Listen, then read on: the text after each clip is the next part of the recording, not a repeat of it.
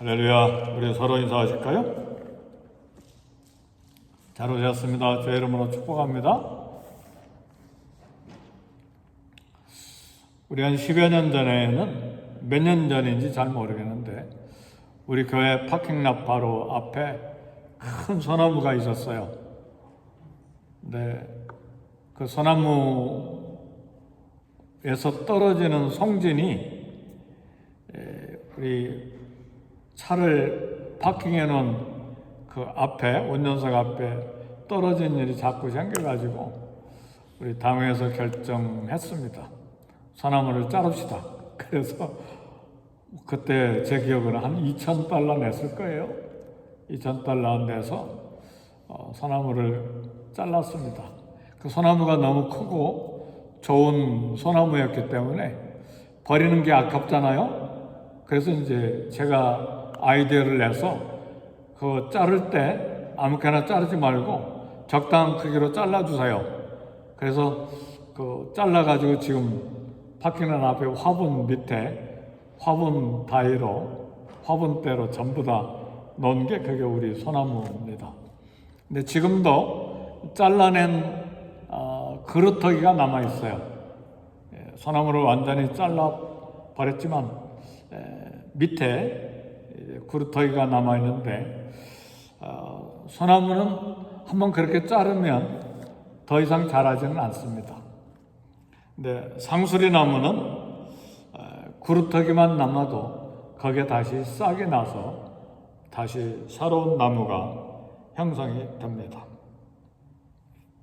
오늘 이사야 11장에 보니까 이새의 줄기에서 한 싹이 나며 그랬습니다. 이 줄기는 그루터기를 말합니다. 이사야 선자는 이 이새의 줄기, 이 다윗 왕조에서 밑둥까지 잘려버린 이 그루터기에서 새로운 싹이 나올 것을 예언을 했습니다. 사실은 밑둥까지 잘려버린 나무라고 하는 것은 다윗 왕조가 죄 때문에 그만큼 쇠약해지고 그만큼 멸망에 가까웠다는 걸 말해요. 그렇죠? 찬란한 다윗 왕조가 아니라 잘려져 버렸다고 말해요. 아수르에게 멸망당할 위기가 다가왔어요. 히스기야 시대에는 18만 5천 명이나 되는 아수르 군대가 공격해 왔잖아요. 그래 막 히스기야 왕이 두려워가지고 막 숲이 바람에 흔들린 것처럼 막 얼마나 두려웠습니까? 근데 하나님의 은혜로 밤사이에 한 천사가 아수르, 지금 시리아죠, 군대를 손을 대니까 18만 5천 명이 하루 저녁에 시체가 되어버렸죠. 그럼에도 다윗 왕조는 밑둥까지 잘려버린 그런 더 이상 소망이 없어 보이는 다윗 왕조, 다윗 가문인데 여기에 이새의 줄기에서 한 싹이 나온다는 소망을 이사야는 노래하고 있습니다. 사랑하는 성도 여러분, 밑둥까지 잘려버린 더 이상 소망이 없는 저와 여러분들이에요. 또 우리 삶의 현장에 그럴 수도 있어요. 그것이 경제적으로든 질병으로든 관계가 깨어져 버렸든 내 처절한 죄악 때문에 하나님 앞에서 징계를 받았든지 간에 우리는 밑둥까지 잘려버린 나무, 더 이상 소망이 없어 보이는 그런 나무들이에요. 그런 그루터기들이에요. 그런데요, 이사야가 이 이새 줄기에서 한 싹이 난다는 것은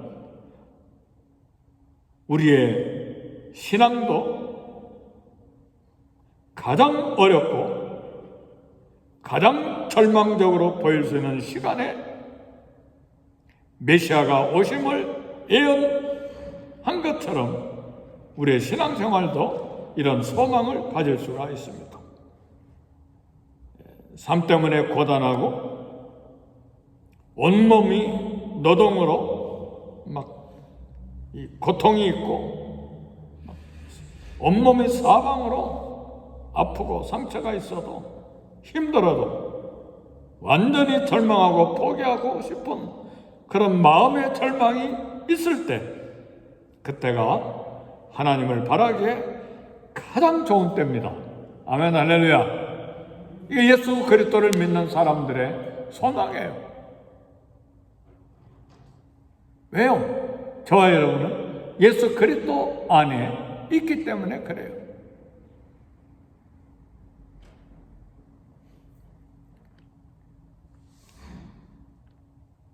망해가는 국가 위기에서 이사야는 7장 14절에 보라 처녀가 잉태하여 아들을 낳을 것이요 그 이름을 임마누엘이라 하리라.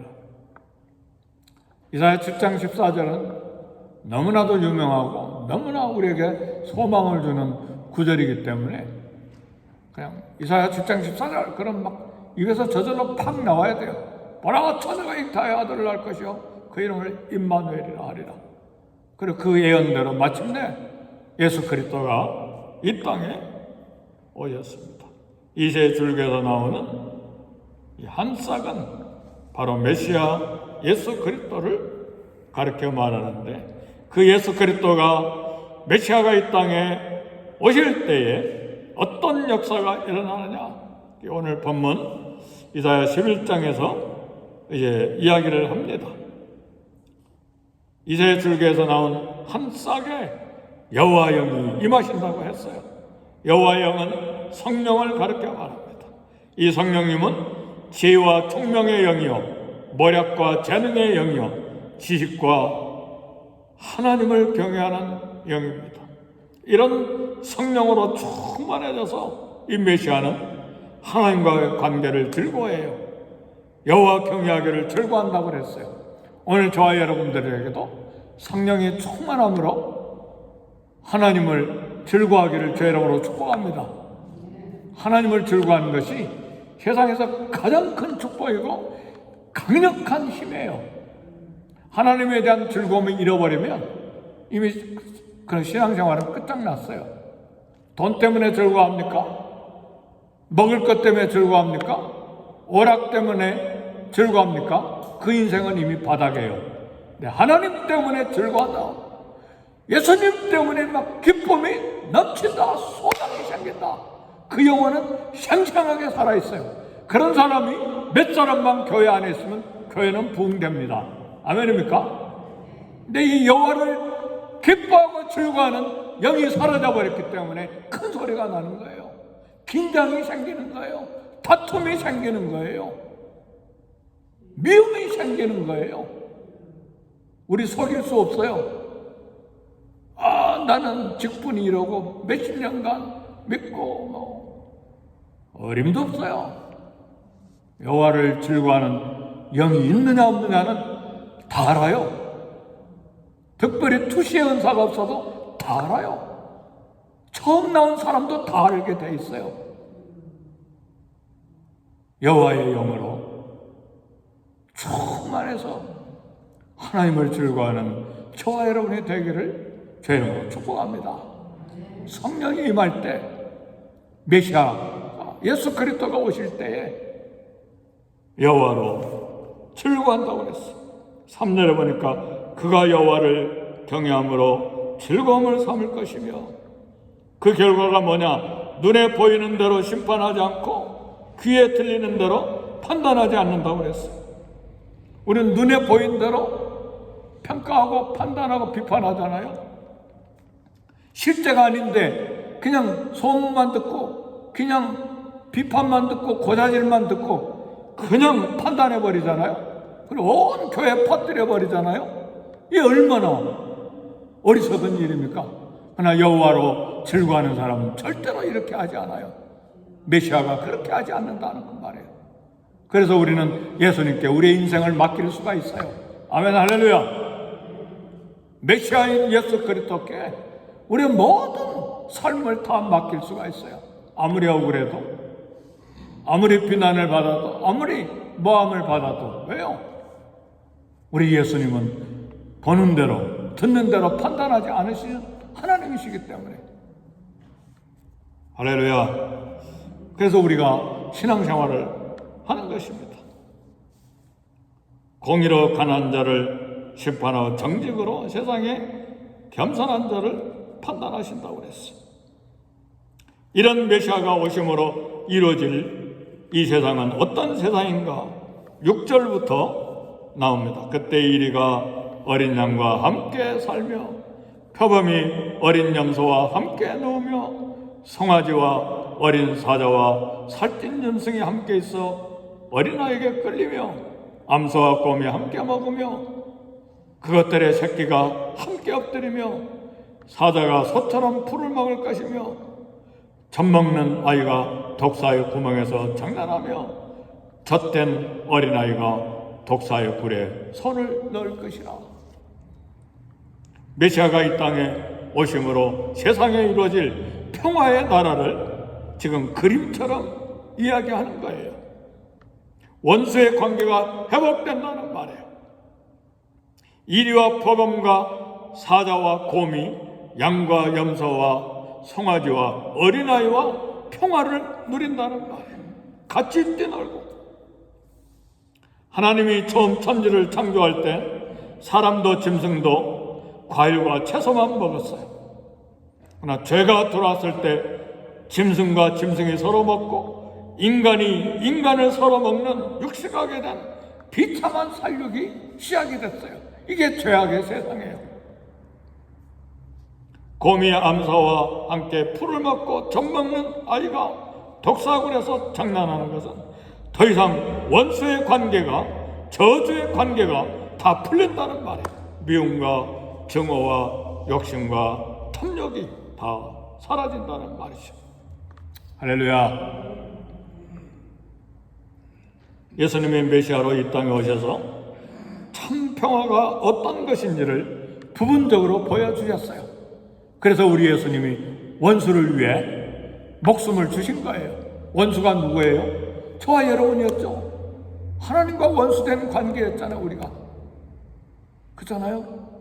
그리고 원수를 사랑하시고 원수를 위해 피를 흘리시고 그런 모습을 우리에게 보여주신 거예요.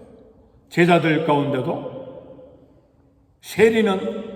세관원은 아예 이방인으로 여기고 죄인으로 상대도 안 했잖아요. 근데 예수님은 세리를 제자로 삼으셨잖아요. 마태. 그렇죠? 그리고 열심당원이 있어서 세리는 죽여야 돼요. 열심당원이 예수님 제자 중에 있었잖아요. 세리는 칼로 찔러 죽여야 돼요. 근데 12제자가 형성이 되잖아요. 이런 모습을 우리 예수님이 오셔서 보여주신 거예요. 이 세상이 얼마나 두렵습니까? 왜 두렵습니까?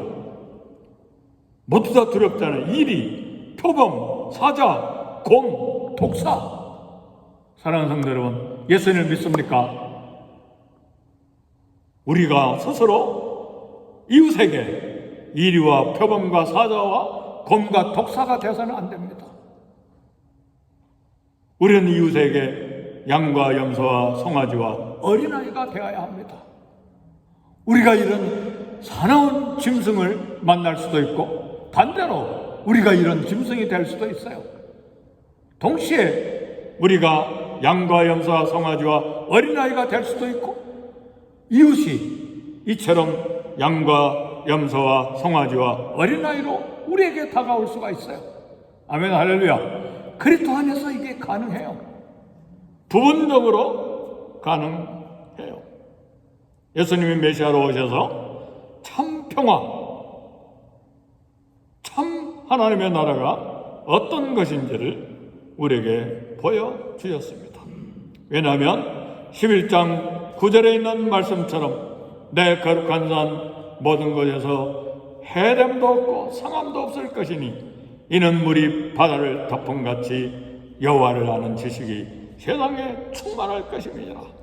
물이 바다를 다 덮음같이 여호와를 아는 지식은 하나님과 깊은 관계를 갖고 하나님을 온 심장으로 알고 순종하는 그런 지식입니다. 세상에 충만하게 될 때에 이런 일이 일어난다는 말이에요. 이런 나라는 예수님이 초림하셔서 보여주셨고 이제 예수님이 다시 재림하실 때 완벽하게 성취될 것입니다. 그래서 두 가지가 있어요. 실제로 어린 양과 이리와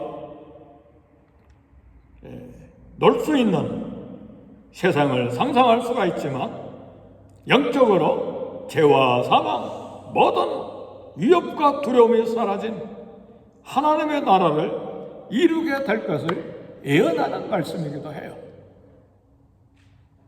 오늘 나와 교회는 이 메시아 나라를 소망하고 이루어가는 삶을 살아야 합니다.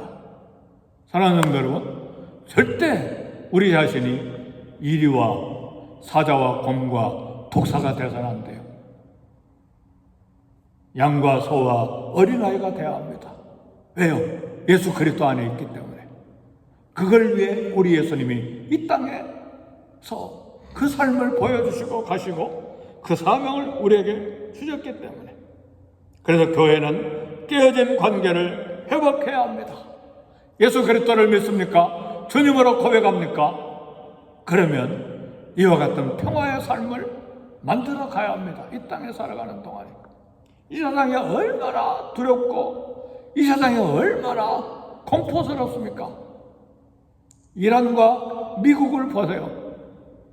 이스라엘과 이란 그리고 하마스 이런 나라를 보세요. 얼마나 두렵습니까?